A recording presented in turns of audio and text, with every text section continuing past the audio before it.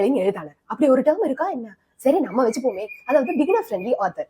இதை நான் எதுக்காக சொல்றேன் அப்படின்னா, எல்லா ஜானரையும் இவர் கவர் பண்ணியிருக்காரு அப்படின்னு சொல்ல முடியாது.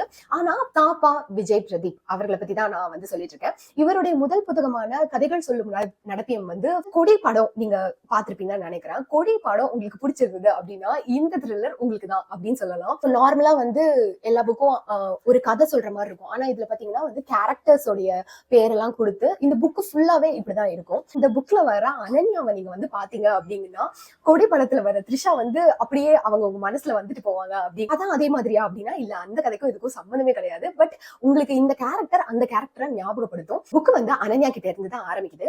வந்து ஒரு பெர்ஃபெக்ட் ஹஸ்பண்ட் மெட்டீரியல் அப்படின்னு நான் சொல்லுவேன். எனக்கு வந்து படிக்க படிக்க எப்படிப்பா நீ எல்லாத்துக்கும் வந்து அட்ஜஸ்ட் பண்ணிக்கிற, எல்லாத்துக்கும் சரி சரிங்கிற அப்படிங்கிற மாதிரி ஆச்சரியமா ஒரு மாதிரி நான் சொன்ன மாதிரி ஒரு பெர்ஃபெக்ட் ஹஸ்பண்ட் மெட்டீரியல் அப்படிங்கிற மாதிரி சில சமயங்கள்ல அனன்யாவை பத்தி எனக்கு பொறாமையா இருந்தது. அப்படி வந்து அனன்யாவோட கேரக்டர் வந்து நான் சொல்றேன்ல, அந்த கொடி படத்துல வந்து த்ரிஷா வந்து எப்படி ஒரு ஸ்ட்ராங்கான லேடி அப்படிங்கிற மாதிரி ஒரு சின்ன வயசுல இருந்தே வந்து கட்சி அந்த மாதிரி வந்து அதுல ஒரு பதவியில போகணும், அதுதான் என்னோட வெறி அப்படிங்கிற மாதிரியே காமிச்சிருப்பாங்க. ஒரு அப்பா ஒரு ஸ்ட்ராங் லேடி அப்படிங்கிற மாதிரியான ஒரு வைப் நமக்கு கிடைக்கும் அவங்க கிட்ட இருந்து. சோ அது மாதிரி அனன்யா வந்து காமிச்சிருப்பாங்க.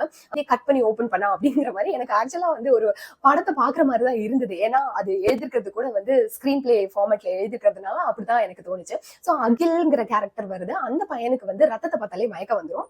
ஆனா அந்த பையன் வந்து ஒரு ரவுடி கும்பல்ல போய் சேர்றான். எப்படிப்பா அடிதடி ரத்தம் அதுதானே அங்க வாழ்க்கையா இருக்கும். அன்வர் அண்ட் லிலி அப்படின்னு 2 பேரு. அன்வர் வந்து போலீஸ் இன்ஸ்பெக்டர், லிலி வந்து அவங்களுடைய கேர்ள் ஃப்ரெண்ட் மாதிரி. 2 பேருமே வந்து லிவிங் டுகெதர்ல இருக்காங்க. நீ இத்தனை கேரக்டர் சொல்றியே, இது ஞாபகம் இருக்குமா அப்படின்னா நீங்க கவலையே படாதீங்க.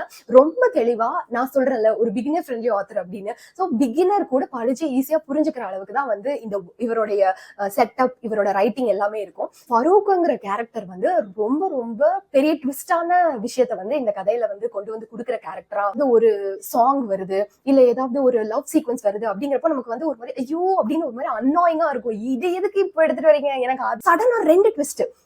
ஃபர்ஸ்ட் ஒரு ட்விஸ்ட், இதை நான் எதிர்பார்க்கவே இல்லையே அப்படிங்கிற மாதிரி ஒரு ட்விஸ்ட். விறுவிறுப்பா போயிட்டு இருக்க ஒரு நாவல்ல கடைசியில ஒரு டக் டக் டக் அப்படின்னு ட்விஸ்ட் வந்து அதோட முடியுது. ரொம்ப நல்லா இருந்தது இந்த புக். ஆக்சுவலி அவருடைய எழுத்து வந்து மெருகேறிட்டே வருது அப்படிங்கிற வித்தியாசத்தை என்னால நல்லாவே புரிஞ்சுக்க முடிஞ்சது. எனக்கு இந்த புக்ல வந்து 2 விஷயங்கள் மட்டும்தான் வந்து ஒரு கேள்வியா நின்னுது இந்த புக் முடியிறப்போ. என்னன்னா தொடர்ந்து வாசிப்போம். நன்றி.